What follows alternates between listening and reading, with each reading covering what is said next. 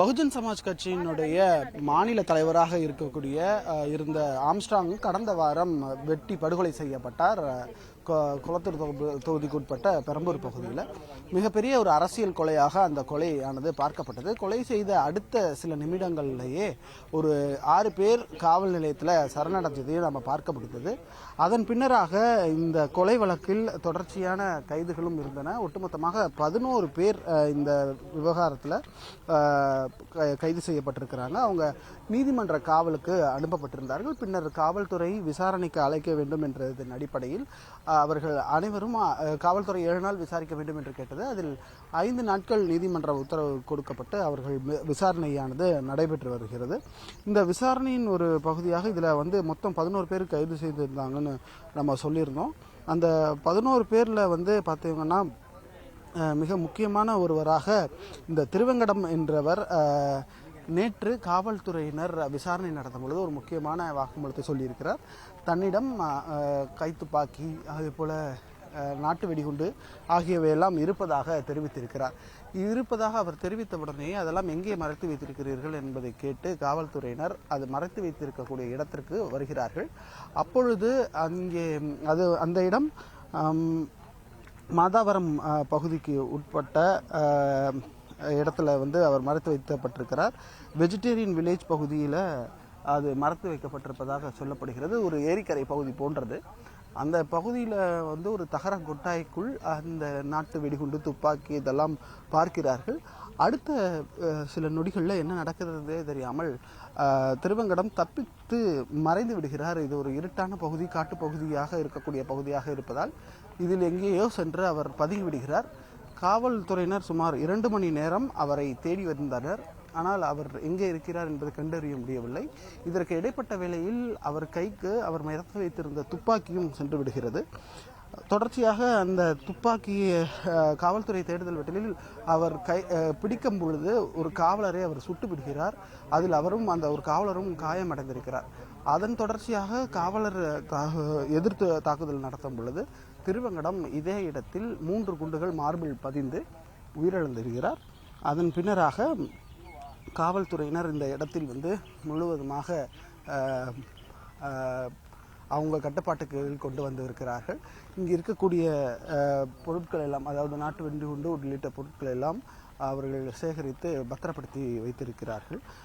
Armstrong கொலை வழக்கில் ஒட்டுமொத்தமாக 11 பேர் கைது செய்யப்பட்டிருக்கிறார்கள். அதில் இந்த பகுதி பார்த்திங்கன்னா ஆம்ஸ்ட்ராங் படுகொலை வழக்கில் ராணிப்பேட்டை மாவட்டம் காட்பாடி பொன்னை பாலு, அதே பகுதியைச் சேர்ந்த சந்தோஷ், பெரம்பலூர் பொன்னுச்சாமி நகர் 3வது தெரு திருமலை, திருவள்ளூர் மாவட்டம் ஆர்கேபேட்டை மணிவண்ணன், குன்றத்தூர் திருவெங்கடம், திருநன்றூர் ராமு என்ற வினோத், அதே பகுதியைச் சேர்ந்த அருள், செல்வராஜ், விஜய், கோகுல், சிவசக்தி ஆகிய 11 பேரை காவல்துறையினர் கைது செஞ்சாங்க.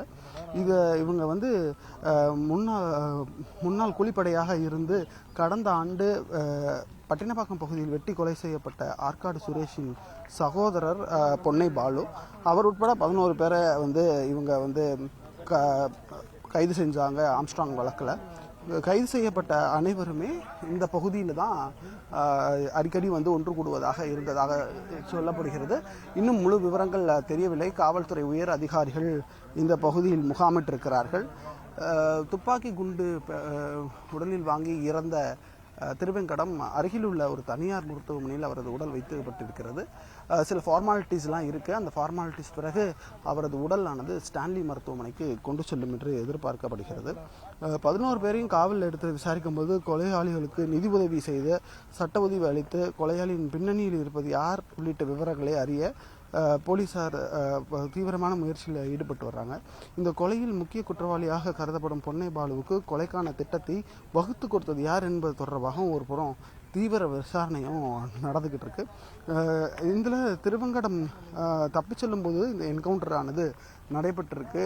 சென்னையில் ஒரு என்கவுண்டர் என்பது மிக முக்கியமாக பார்க்கப்படுகிறது. கடந்த வாரம் புதுக்கோட்டை தைல மரக்காட்டுக்குள்ளேயும் ஒரு என்கவுண்டர் ஆனது நடைபெற்றது. அந்த திருச்சியைச் சேர்ந்த ஒரு பிரபல ரவுடி சரித்திர பதிவேடு குற்றவாளி அவர் என்கவுண்டருக்கு பிறகாக ஒரு ஒரு மிக முக்கிய என்கவுண்டராக ஆம்ஸ்ட்ராங் வழக்கில் கைது செய்யப்பட்டிருக்கக்கூடிய ஒரு நபர் விசாரணைக்கு அழைத்து வரப்பட்ட பொழுது அவர் அவரிடம் விசாரணை நடக்கும் பொழுது இந்த விவரங்கள் எல்லாம் சொல்லி இந்த பகுதியிலிருந்து அவர் தப்பிச் செல்ல முயன்ற பொழுதும் காவல்துறையினர் காவல்துறையை தாக்கியதாலும் எதிர்த்தாக்குதலில் என்கவுண்டரில் சுட்டு படுகொலை செய்யப்பட்டிருக்கிறார் என்பது மிகுந்த பரபரப்பை ஏற்படுத்தி இருக்கிறது. சென்னையில் இந்த ஏரியா முழுவதும், அதாவது கொலையுண்ட இந்த ஏரியா முழுவதும் புழல் வெஜிடேரியன் வில்லேஜ் பகுதியில் என்கவுண்டர் நடந்திருக்கக்கூடிய இந்த பகுதி முழுவதுமே காவல்துறையின் முழு கட்டுப்பாட்டிற்குள் வந்திருக்கிறது.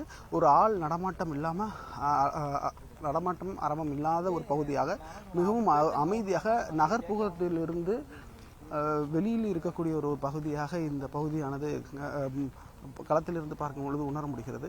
அவர் வைத்திருந்த பொருட்கள், அதாவது உயிருக்கு ஆபத்து விளைக்கக்கூடிய ஆயுதங்கள் என்னென்ன என்ப பட்டியலை காவல்துறையினர் சேகரித்திருக்கிறார்கள். இது குறித்து கூடுதல் ஆணையர் அல்லது சென்னை மாநகர காவல் ஆணையர் ஆகியோர் இந்த பகுதியில் முகாமிடுவதற்கான வாய்ப்புகள் இருப்பதாக தெரிகிறது. தொடர்ச்சியாக இந்த வழக்கில் ஒரு திருப்பமாக இந்த என்கவுண்டர் சம்பவம் ஆம்ஸ்ட்ராங் படுகொலைக்கு பின்னராக ஒரு சம்பவம் என்பது, இந்த என்கவுண்டர் சம்பவம் அதுவும் விசாரணையின் போது வந்திருக்கிறது என்பது மிகுந்த முக்கியத்துவமாக பார்க்கப்படுகிறது. ஒட்டுமொத்தமாக இந்த கொலைக்கான காரணங்கள் என்ன என்பது காவல்துறையினர் விசாரித்து வரக்கூடிய சூழ்நிலையில், அதில் வந்த தகவலின் அடிப்படையில் இந்த பகுதிக்கு விசாரணைக்காக அழைத்து வரும் பொழுது அவரிடமிருந்து ரெக்கவரி பண்ண வேணுன்ற பொருட்களை எல்லாம் எங்கே பதுக்கி வச்சிருக்காருன்ற ஆயுதங்களை எல்லாம் மீட்டு எடுத்து வரணுன்ற பொழுது இதுபோல் ஒரு சம்பவம் நடைபெற்றிருக்கிறது. ஆகையால் ஒட்டுமொத்தமாக இன்றைய நாளில் ஒரு மிக முக்கிய என்கவுண்டராக இந்த என்கவுண்டர் சென்னையில் தமிழகத்தையே உற்று நோக்க வைத்திருக்கக்கூடிய ஒரு என்கவுண்டராக இருக்கிறது. அதனால் இந்த என்கவுண்டர் இந்த என்கவுண்டர் மிகவும் மிகவும் மிகவும் ஒரு முக்கியமான ஒரு என்கவுண்டராக பார்க்கப்படுகிறது.